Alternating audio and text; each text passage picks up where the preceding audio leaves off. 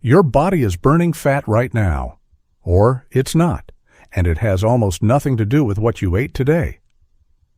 I want you to think of someone. Maybe it's you, maybe it's someone you know. They wake up early, they work out, they meal prep on Sundays, they've tracked calories, they've tried fasting, they've done the research, they know more about nutrition than most people ever will. And they still can't lose belly fat, not because they're lazy, not because they're cheating, because their body has made a decision, a quiet, ancient biological decision, that is completely overriding everything they do, and nobody has told them what it is.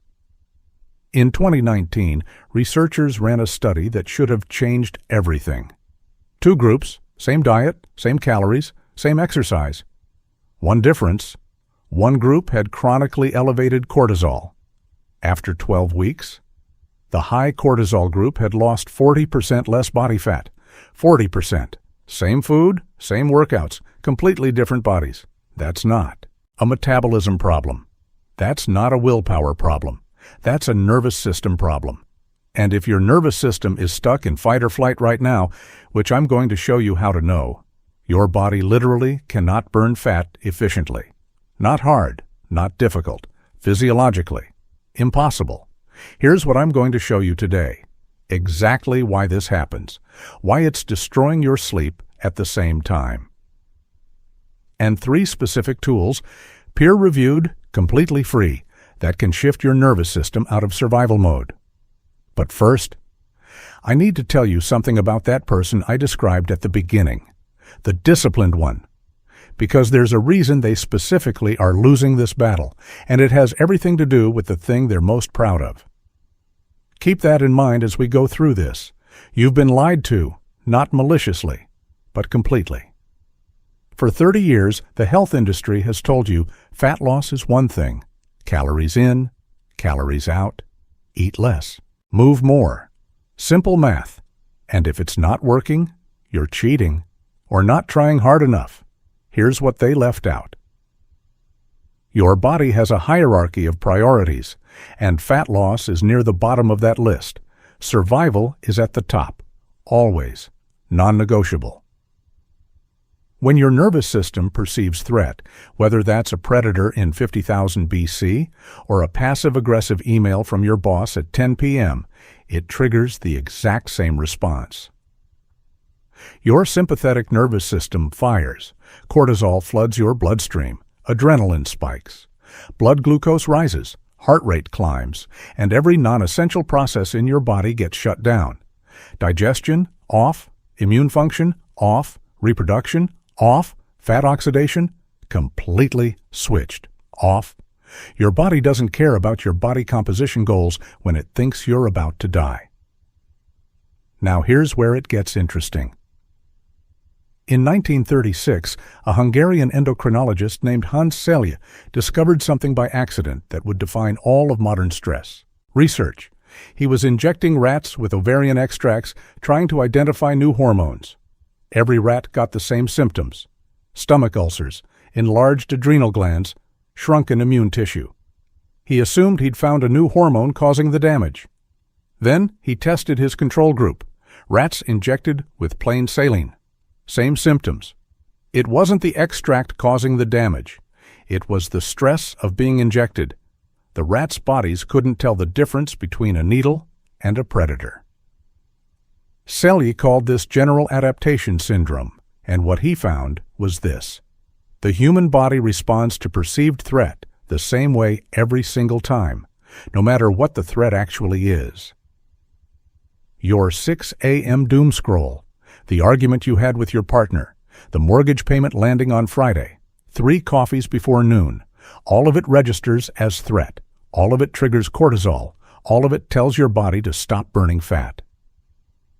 Stanford neuroscientist Robert Sapolsky spent 30 years studying stress in baboons. The animals with the highest cortisol had the worst metabolic profiles. More belly fat, more inflammation, faster aging. And they weren't the ones being chased by predators. They were the ones in the most socially competitive positions. In Why Zebras Don't Get Ulcers, he made a point that should stop you cold. Humans are unique in our ability to trigger the stress response for things that haven't happened yet. We can stress about tomorrow, next year, a conversation from 2019. No other animal does this.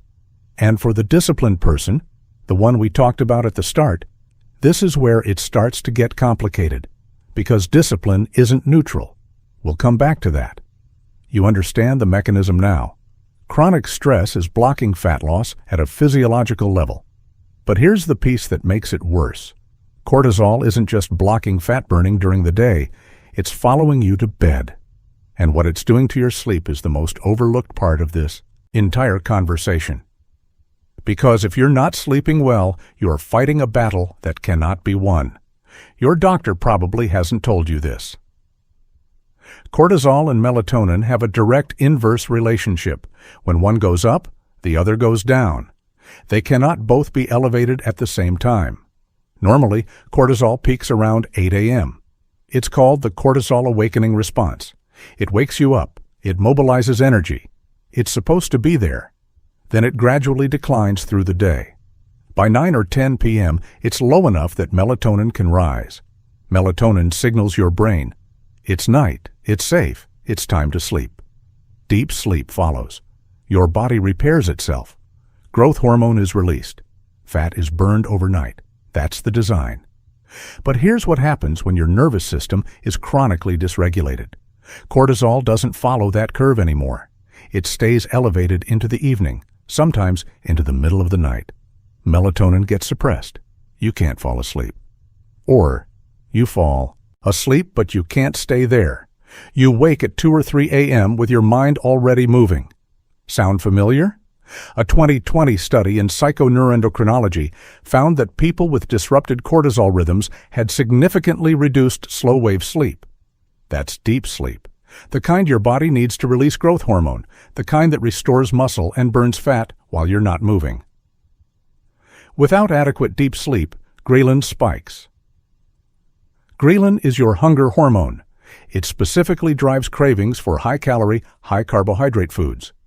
At the same time, leptin drops. Leptin is the hormone that tells your brain you've eaten enough. Less leptin, more ghrelin.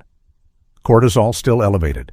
Your body is biologically programmed, right now, tonight, to eat more, move less, and store fat. All because your nervous system never received the signal that it was safe.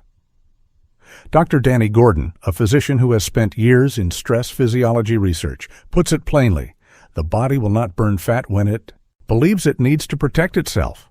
Fat is survival insurance, and a stressed body holds on to it. So what do? You don't need another diet. You don't need more discipline. You need to give your nervous system evidence that the emergency is over. And the good news, the tools for doing this are specific, fast, free, and most people have never been told they exist. I'm going to walk you through 3 tools. The first one is the most immediately powerful thing you can do for your nervous system. It was discovered almost by accident at one of the world's leading neuroscience labs. And when I tell you what it is, you're going to think I'm being reductive. You're not going to believe something this simple could be this effective. It's a breath, not a meditation practice, not a 10-minute routine. One breath. Specifically, a double inhale through the nose, followed by a long, slow exhale through the mouth. Like this. Inhale fully through your nose. Before you exhale, take a second short sniff, topping off your lungs. Then exhale. Slowly, completely through your mouth. That's it. That's the physiological sigh. Now here's why this works, and it's not what you'd expect. Your lungs contain about 600 million tiny air sacs called alveoli. When you're stressed or breathing shallowly, which stressed people almost always are, some of those alveoli collapse. Your body can't exchange CO2 efficiently. CO2 builds up in your blood. Here's the part most people don't know. It's not low oxygen that makes you feel anxious. It's high CO2. Your brainstem monitors CO2 constantly. When it rises, it sends an alert signal. Increase urgency. That signal is interpreted as anxiety, agitation, restlessness. The feeling that something's wrong, even when nothing is. The double inhale physically reinflates those collapsed alveoli. It maximizes surface area for gas exchange. The long exhale offloads the accumulated CO2 from your blood. Within about 30 seconds, your heart rate drops. Your nervous system shifts. You can physically feel the tension leave your chest. This isn't wellness culture.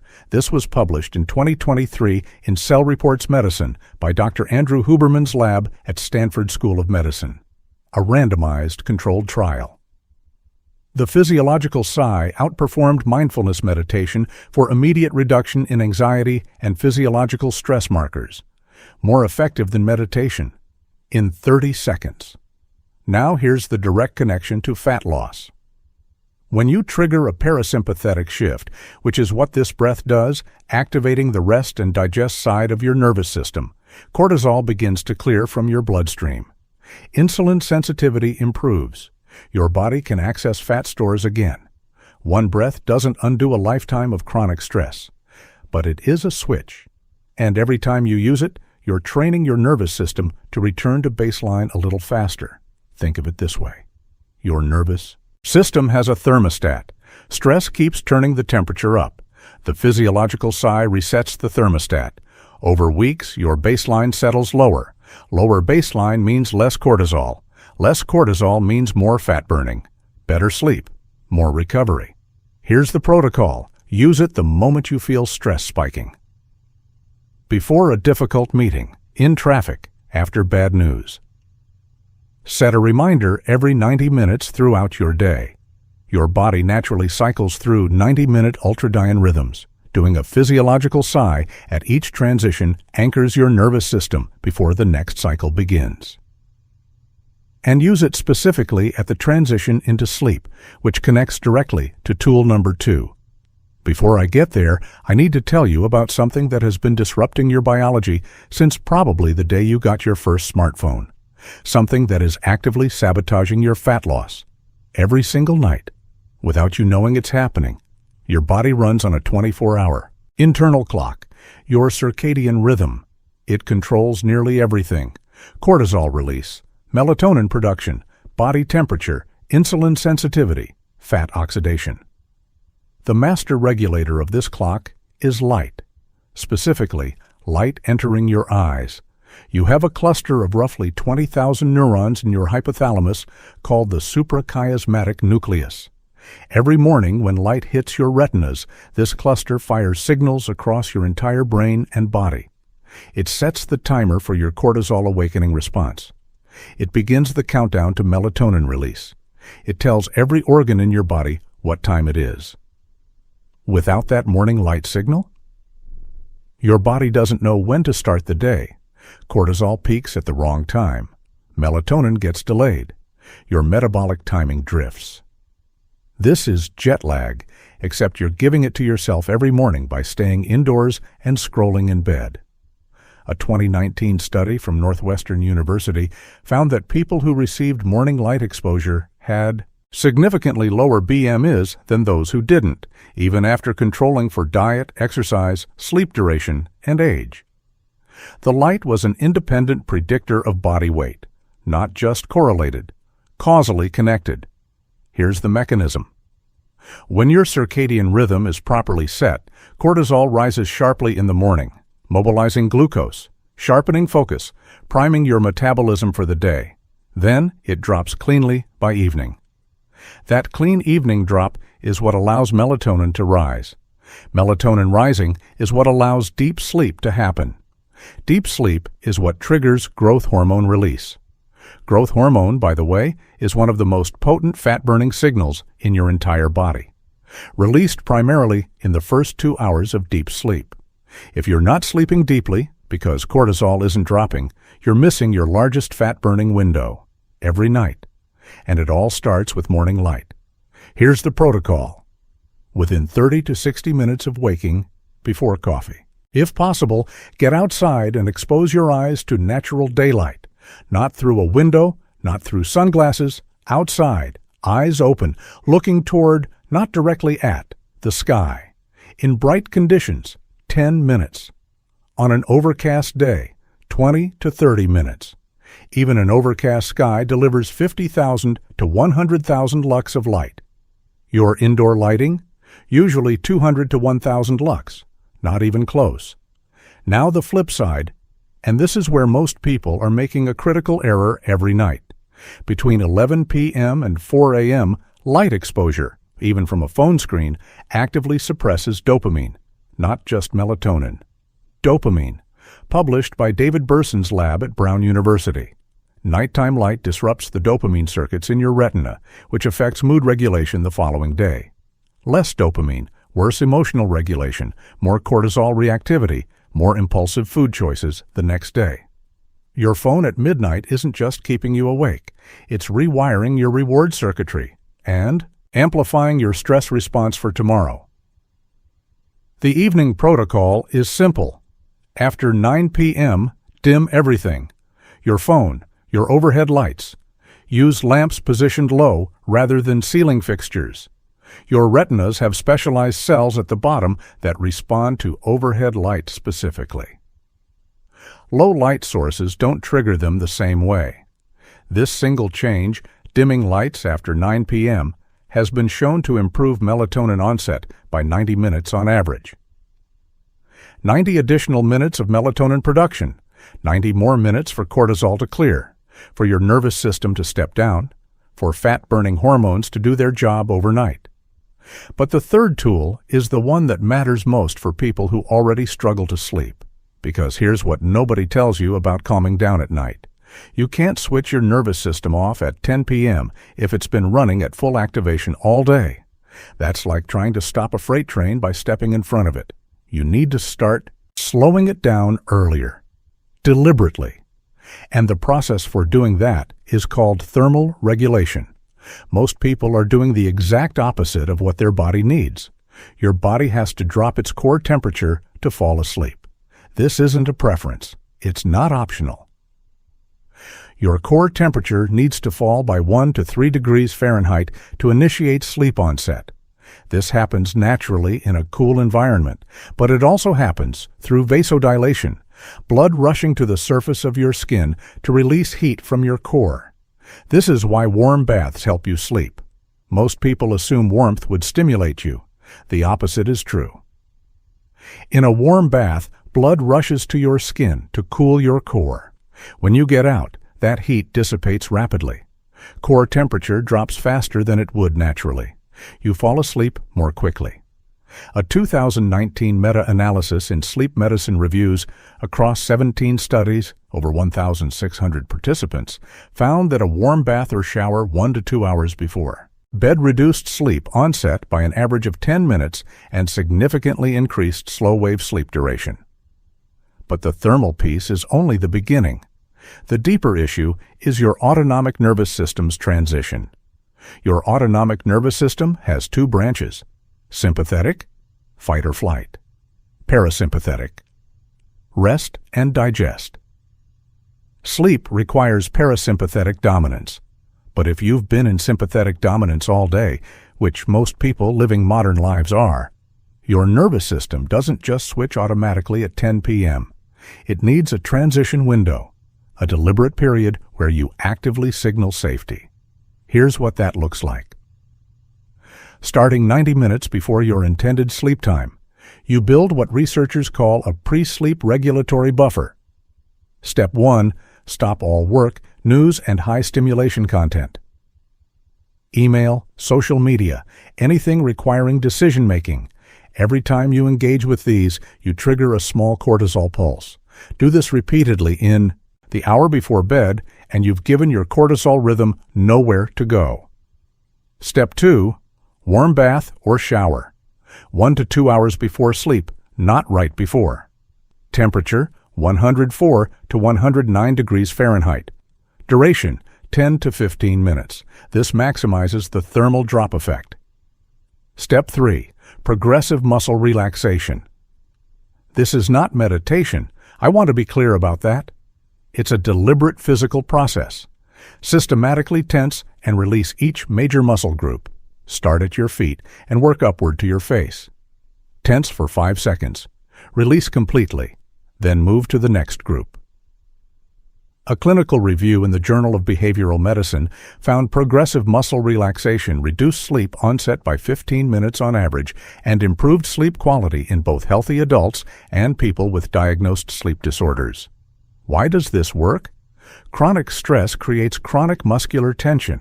Most people carry it in their jaw, neck, shoulders, lower back without ever noticing it. Those tension signals feed back to your brainstem continuously. Your nervous system interprets persistent muscle tension as evidence of ongoing threat, which keeps the sympathetic system engaged. By deliberately releasing that tension, you interrupt the feedback loop. You send a different signal, one that says, "The threat is gone. The day is done. We're safe." Step 4. Cool your sleep environment. Ideal room temperature for sleep is 65 to 68 degrees Fahrenheit. That's cooler than most people keep their bedrooms. Most people sleep too hot, and heat specifically suppresses slow-wave sleep in the first half of the night. If you can't control room temperature, lighter sleep clothes, a fan, a cracked window. Even a 2-degree reduction has measurable effects on sleep architecture. Step 5. End the night with the physiological sigh. When you're in bed, lights off, ready to sleep. Do 3 to 5 physiological sighs. Double inhale through the nose. Long, slow exhale through the mouth. Each one drops your heart rate. Each one reduces CO2 tension in your blood. Each one tells your nervous system, "We survived today. It's done. Let go." Now I want to come back to the person I described at the beginning. The disciplined one, the one doing everything right. Because I said there was a reason they specifically are losing this battle, and it's time to talk about it, because this is the piece that changes everything. Here's a pattern that comes up consistently in the research. High-achieving people. People who exercise regularly, who eat carefully, who don't quit, who are proud of their discipline. They often carry the most visceral fat, specifically in the abdominal region, despite doing everything the fitness industry tells them to do. A 2021 study from Johns Hopkins Medicine found that individuals in high-demand professions who exercised at least 3 times per week still showed elevated evening cortisol compared to matched controls in lower stress occupations. Exercise doesn't fix a chronically activated stress response. And here's the part that might sting a little. Discipline. Real discipline, the kind that gets people up at 5 a.m., that pushes through discomfort, that says, "Not yet, not done, more." That kind of discipline runs on the same neurological fuel as stress. Your cortisol system is not just a stress hormone system, it's a performance and drive system. The same activation that helps you push harder in the gym is the same activation that's telling your body to hold on to belly fat. For people who are highly driven, the nervous system often never fully deactivates. There's always another goal, another standard, another gap between where you are and where you've decided you need to be. The very thing that made them successful is the thing their body is paying for. And for people over 50, this becomes even more acute. Cortisol sensitivity increases with age. The same stressor that causes a modest spike at 30 causes a larger, longer spike at 55. Abdominal fat cells have more cortisol receptors than anywhere else in your body. Cortisol activates lipoprotein lipase, which pulls fat into abdominal fat cells. It also inhibits hormone-sensitive lipase, which releases fat from those cells. You are simultaneously trapping fat in your belly and blocking its release, not because you're not trying hard enough, because you are trying too hard, in the wrong direction. The solution for this person, maybe for you, isn't more discipline. It's permission. Permission to let your nervous system do something it may not have done in years. Stand down. Here's the moment that crystallizes this for me. Imagine someone who has tracked their macros for 3 years, never misses a workout, wakes up before 5 a.m., knows more about insulin sensitivity than most personal trainers, and they cannot shift the fat around their midsection. They go to the doctor. Blood work comes back normal. Doctor says, "You're healthy. Keep doing what you're doing." They try harder. They cut calories further. They add another workout, they research harder, and the body holds on tighter. Because the body isn't confused, the body is responding perfectly to the signals it's receiving. Every 5 a.m. alarm, every grinding workout on low sleep, every meal tracked, every macro hit. To your nervous system, that relentlessness looks like survival mode. Not health, survival. And in survival mode, your body will not release belly fat, because belly fat is the last reserve. The emergency fund. And as long as your nervous system believes there's an emergency, it will not touch it. The fix is not more effort. The fix is a fundamentally different signal, one that says, it's okay, I'm safe, we can let go now. That's what these 3 tools do. Everything we've covered, the sigh, the light, the wind down, they're not random biohacks. They're 3 different entry points into the same system, your autonomic nervous system. There's a concept in neuroscience called vagal tone. The vagus nerve is the longest nerve in your body, running from your brainstem through your heart, lungs, and gut. It's the main highway of your parasympathetic nervous system. Vagal tone measures how quickly your body recovers from stress. High vagal tone, something stressful happens. You recover fast. Cortisol clears quickly. Low vagal tone, you stay activated. Cortisol lingers, you can't come down. Research from the HeartMath Institute shows that people with high vagal tone have better insulin sensitivity, lower resting cortisol, better sleep architecture, and lower rates of visceral fat accumulation. Every single one of those metrics. And vagal tone is trainable. Every time you do a physiological sigh, you're stimulating your vagus nerve. The extended exhale specifically, longer out than in, activates the parasympathetic branch and increases heart rate variability, which is the gold standard measure of vagal tone. Every time you get morning light exposure, you set a clear cortisol curve for the day. A clear curve means a clean drop into melatonin at night. A clean melatonin window means better deep sleep. Better deep sleep means growth hormone. Growth hormone means fat oxidation while you sleep. Every time you implement the wind-down protocol, you reduce the chronic muscular tension that keeps your sympathetic system engaged. You give your nervous system a genuine off-ramp. And over weeks, that off-ramp gets easier to take. The baseline lowers. And when the baseline lowers, everything you're already doing starts to work better. The diet works better when cortisol isn't overriding your metabolism. Exercise recovers faster when your parasympathetic system can actually do its job. Sleep gets deeper when you've deliberately earned it. This is what Fix This First actually means. Not because it's the only thing that matters, because without it, everything else is working against a biological wall. Let me give you something you can start tomorrow. Morning. Within 30 to 60 minutes of waking, before coffee, get 10 to 30 minutes of outdoor natural light. Walk outside. Stand in your garden. Walk to get your coffee outside. Eyes open. Light on your retinas. Done. Throughout the day, set a reminder every 90 minutes. When it fires, 2 or 3 physiological sighs. Double inhale, long exhale, 15 seconds. Resets your nervous system at each natural ultradian break. Use it in any high-stress moment, too. Before a difficult conversation, in traffic, after bad news. Every time you use it, you're building your nervous system's ability to return to baseline. Evening, after 9 p.m., dim all lights. 90 minutes before bed, stop all work content, news, social media, 1 to 2 hours before bed. Warm bath or shower, 10 to 15 minutes. Set your room to 65 to 68 degrees Fahrenheit. In bed, progressive muscle relaxation, feet to face. Then, 3 to 5 physiological sighs. Close your eyes. That's it. Not expensive, not complicated, no supplements, no equipment. What you'll notice, week 1, most people fall asleep faster. Week 2 or 3, sleep quality improves. You wake up feeling different. Food cravings start shifting. Less urgency around sugar and high-carb options because ghrelin is lower, because leptin is functioning again. Week 4, if you're eating reasonably well, you'll begin to see changes in body composition, particularly abdominal fat. because cortisol is finally clearing, because your body is no longer biologically programmed to store everything you eat. Here's what I want you to take away.